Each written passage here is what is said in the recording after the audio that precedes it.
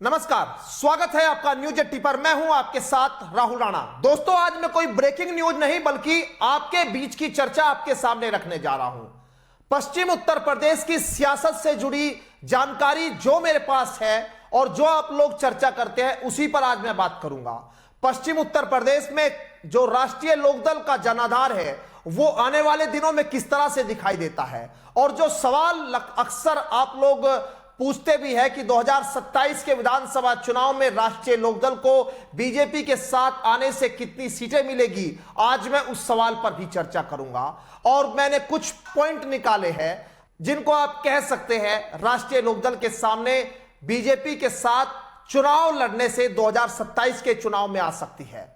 लेकिन आपको यह जानना होगा कि 2022 और 2027 में कितना बड़ा फर्क अब चुनावी राजनीति में आ गया है। पश्चिम उत्तर प्रदेश की जब हम बात कर रहे हैं तो यहां एक गठजोड़ जाट और मुस्लिम जो हमेशा से जीत और हार को तय करता रहा है, उसका क्या हाल है। क्योंकि 2022 के विधानसभा चुनाव में समाजवादी पार्टी के गठबंधन में राष्ट्रीय लोकदल ने 33 सीटों पर अपने उम्मीदवार उतारे थे। हालांकि उनमें कुछ उम्मीदवार जो है वो समाजवादी पार्टी से आए थे, लेकिन सिंबल उन्होंने राष्ट्रीय लोकदल का ही मिला था और उसी पर वो चुनाव लड़े थे। और उनमें से 2022 के समय 8 विधायक उनके चुनाव में जीत कर आ गए थे।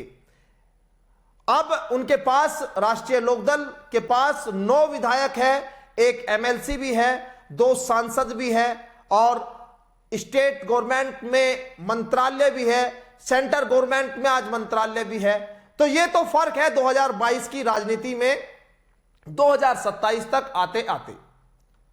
अब आप ये समझिए कि 2022 में जब 33 सीटों पर वो चुनाव लड़े थे, तो अब क्या 33 सीटों पर फिर बीजेपी उनको लड़ने का मौका देगी?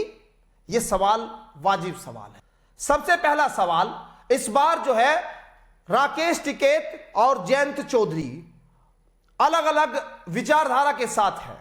यानी समाजवादी पार्टी की जो विचारधारा है, समाजवादी पार्टी विपक्ष में उत्तर प्रदेश में है और उसी विचारधारा को किसानों की बात करते हुए समाजवादी पार्टी आजकल दिखाई देते हैं और किसान नेता है राकेश टिकैत। अब किसानों की बात वो करते हैं, सरकार पर लगातार राकेश टिकैत हमला करते हैं, लेकिन जयंत चौधरी उन्हीं के साथ गठबंधन में है, सरकार में है और मंत्रालय उनको मिला हुआ है। बीजेपी के सहयोगी दल होने के नाते वो बीजेपी के हर फैसले में उनके साथ खड़े हैं, लेकिन राकेश टिकैत उनके साथ नहीं। दूसरा सबसे बड़ा जो पश्चिम उत्तर प्रदेश का जो मैन वोटर है, जाट और मुस्लिम गठजोड़, वो किस तरह से आने वाले 27 के चुनाव में डगमगाता हुआ दिखाई देता है। क्योंकि 2022 के चुनाव में यह गठबंधन एक हुआ था जब समाजवादी पार्टी और राष्ट्रीय लोकदल एक साथ थे। क्योंकि मुस्लिम और जाट गठबंधन हुआ तो बीजेपी को पश्चिम उत्तर प्रदेश में करीब 15 सीटों पर चुनाव हारना पड़ा और उनको लगा कि अब जो है पश्चिम उत्तर प्रदेश में आने वाले दिनों में राजनीतिक खतरा उनके लिए बढ़ सकता है। उसके बाद उन्होंने अपने राजनीतिक पैतरे अपनाए, जयंत चौधरी को अपने साथ लिया। अब जयंत चौधरी के सामने ये समस्या है कि उनके वोटर जो मुसलमान भी हुआ करते हैं, जाट भी हुआ करते हैं, तो क्या वो गठजोड़ आज के समय में एक बन पाएगा? तो ये बड़ी समस्या है। तीसरी बड़ी समस्या है कि जहां बीजेपी रालोद गठबंधन में सीटों का बंटवारा होगा और वहां पर रालोद के विधायक मौजूद रहे होंगे, वहां अगर रालोद को फिर से सीटें मिल जाती है, जो 8 सीटें पश्चिम उत्तर प्रदेश में राष्ट्रीय लोकदल ने जीती है, उनमें से वहां वो सीटें दोबारा अगर रिपीट होती है तो बीजेपी के जो पूर्व विधायक रहे हो या कद्दावर नेता रहे हो या फिर टिकटार्थी उस वक्त के रहे हैं, वो तमाम लोगों की भूमिका निर्भर करेगी। ये जरूर कहा जाता है कि गठबंधन हो जाता है तो सब एक साथ, लेकिन ऐसा कई चुनाव में अक्सर आपने देखा है और खुद आप इसके जो है गवाह बने हैं कि एक ही पार्टी में किसी दूसरे को अगर टिकट दिया जाता है तो वो दूसरा अंदर खाने विरोध करता है और चुनाव हराने में पूरी अपनी रणनीति लगा देता है। ऐसा कहीं राष्ट्रीय लोकदल के साथ न हो जाए। राष्ट्रीय लोकदल जो है, कई सीटें ऐसी है जहां पर बीजेपी के पूर्व में विधायक रहे, लेकिन वहां राष्ट्रीय लोकदल के अब चुनाव जीत कर आए। अब अगर वो सीट फिर रिपीट हो जा रही है तो यानी उन नेताओं को बीजेपी के अपने राजनीतिक भविष्य को लेकर संकट मंडराता हुआ नजर आ सकता है। तो यह एक बहुत बड़ी समस्या आने वाले 27 के चुनाव में राष्ट्रीय लोकदल के सामने भी होगी और यह बीजेपी के सामने भी होगी। एक सबसे बड़ा सवाल जिसकी शुरुआत में जिक्र किया कि आखिर क्या जो 33 सीटों पर चुनाव लड़ने के लिए समाजवादी पार्टी के साथ बीजेपी में गठबंधन के बाद अब रालोद को मिलेगा 33 सीटें। आप याद करिए 33 सीटों पर राष्ट्रीय लोकदल 22 के समय पर चुनाव लड़े थे। अब यहां पर 2027 चुनाव आते आते 33 सीटों पर क्या बात बनेगी, क्योंकि राजनीतिक विश्लेषक कुछ और कहते हुए नजर आते हैं। ऐसा लगता नहीं है कि 33 सीटें बीजेपी गठबंधन में देगी, और अगर बीजेपी गठबंधन में 33 सीटें नहीं देगी और कुछ कम सीटें अगर देती है तो क्या राष्ट्रीय लोकदल उन सीटों पर संतोष करेगी? ये तमाम चर्चाएं इस वक्त सियासी गलियारों में, और आप लोग अक्सर ये चर्चा भी करते नजर आते हैं कि यहां राष्ट्रीय लोकदल जो है वो बीजेपी के साथ आई तो उसके पीछे कई मजबूरियां रही, अटकलें कई सारी, अफवाहें बाजार में बहुत सारी है, उनमें सच कितना है वो तमाम लोग जानते होंगे जो इस गठबंधन को कराने में और इस गठबंधन के टूटने में उनकी अहम भूमिका। मैं नेतृत्व की बात कर रहा हूं, मैं उन नेताओं की बात नहीं कर रहा हूं जो सिर्फ अटकलें कर रहे हैं।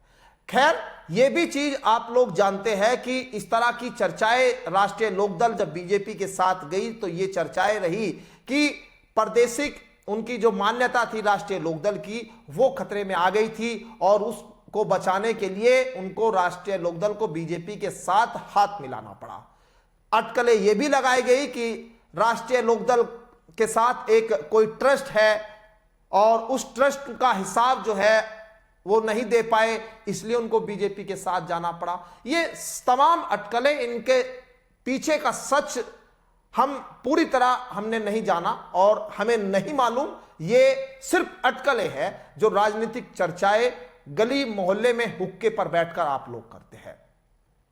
ये सारी तमाम चर्चाओं के बीच में अब आप तय करिए कि आखिर 27 में भविष्य क्या रहने जा रहा है। 2027 में राष्ट्रीय लोकदल और बीजेपी के गठबंधन का भविष्य सीटों के बंटवारे पर तय होगा। 2027 में वो मान सम्मान क्या राष्ट्रीय लोकदल को मिलेगा, क्योंकि चर्चाएं बहुत सारी जो आ रही है वो मैं एक बार आपके सामने वो भी बता देता हूं। तो उसको लेकर यह चर्चा है कि इस बार शायद राष्ट्रीय लोकदल उतनी सीटों पर चुनाव नहीं लड़ेगा जो 2022 में उनको लड़ने के लिए मिला था। यानी इस बार कुछ जिले, शामली की अगर आप बात कर ले, बागपत जिले की आप बात कर ले, आप मुजफ्फरनगर की बात कर ले, बिजनौर की बात कर ले, आप मेरठ की बात कर ले, आप बुलंदशहर की बात कर ले, यानी करीब 6 से 7 जिले ऐसे हैं जहां मजबूत स्तर पर राष्ट्रीय लोकदल का अपना जो जनाधार है वो नजर आता है और उनके जो कार्यकर्ता है वो सक्रिय है, यानी उनका संगठन सक्रिय रूप से वहां पर दिखाई देता है। पार्टी के पुराने नेता है जो आजकल पार्टी से थोड़ा खपा है, जब से वो रालोद और बीजेपी का गठबंधन हुआ तो उन लोगों के बीच चर्चा हो रही थी कि आखिर इस बार चौधरी साहब को क्या लग रहा है कि कितनी सीटें मिलेगी। तो ऐसा सुनने में आ रहा है कि 20-25 सीटें मांग रही है राष्ट्रीय लोकदल इस बार, और उनको जो आरएसएस के अंदर खाने के जो लोग हैं वो ये बता रहे हैं कि 10 या 12 सीटों पर हम लोग देने के मूड में हैं। और एक सूत्र ने तो हमें यहां तक बता दिया कि किस जिले में कितनी सीटें। अगर आपको मैं बताऊं तो आप अपना कमेंट में हमें जरूर बताइएगा कि क्या वाकई आपको लगता है कि इन जिलों में ही राष्ट्रीय लोकदल को सीटें मिलेगी। तो सुनिए एक बार आप, शामली में 2 सीटों के अनुमान है जो राष्ट्रीय लोकदल को गठबंधन में मिल सकता है। बागपत में 2 सीटों पर अनुमान लगाया जा रहा है जो मिल सकता है। तीसरा है 2 बिजनौर में सीटें मिल सकती है, और तीसरा है अलीगढ़ में 2 सीटें मिल सकती है, और मुजफ्फरनगर में 2 से 3 सीटें गठबंधन में राष्ट्रीय लोकदल को मिल सकती है, और मेरठ में भी 2 सीटों का अनुमान लगाया जा रहा है। वहीं बुलंदशहर में भी 2 सीटों का अनुमान लगाया जा रहा है। तो कुल मिलाकर ये 7 ऐसे जिले हैं जिनमें अगर इन सीटों को मान लिया जाए तो 14 से 15 सीटें ही बैठती है। 14 से 15 सीटें क्या संतोष इस पर कर पाएगी राष्ट्रीय लोकदल? क्या 14 से 15 सीटें ही गठबंधन में राष्ट्रीय लोकदल को बीजेपी के साथ मिल सकती है? यह सवाल अपने आप में। और इन सीटों पर संतोष कितना होगा, क्योंकि यह भी लोग आप कहते हैं कि जयंत चौधरी बीजेपी के साथ अगर अब पीछे हटे, यानी अगर उन्होंने गठबंधन से हाथ खींचा, तो उनका हाल दुष्यंत चौटाला के जैसा हो जाएगा। दुष्यंत चौटाला का हरियाणा में क्या हाल हुआ, किस तरह से वो विपक्ष में रहकर सीटें जीते और फिर वो सरकार के साथ चले गए और सरकार के साथ रहते हुए वो मंत्री बने, लेकिन सरकार से जब वो अलग हुए तो उनको कोई सीटें नहीं मिली वहां पर, यानी जनता ने उनको नकार दिया। यही आप लोग कहते हैं कि जयंत चौधरी को यहां दुष्यंत चौटाला बना दिया जाएगा, लेकिन अगर वो गठबंधन में रहते हैं तो अपनी स्थिति को संभाल पाएंगे। अब सारे तमाम जो सवाल हैं, उन सवालों को लेकर आप क्या कहते हैं वो जरूर हमें अपने राय आप हमें बताइए। कमेंट बॉक्स में आप अपनी राय रख सकते हैं।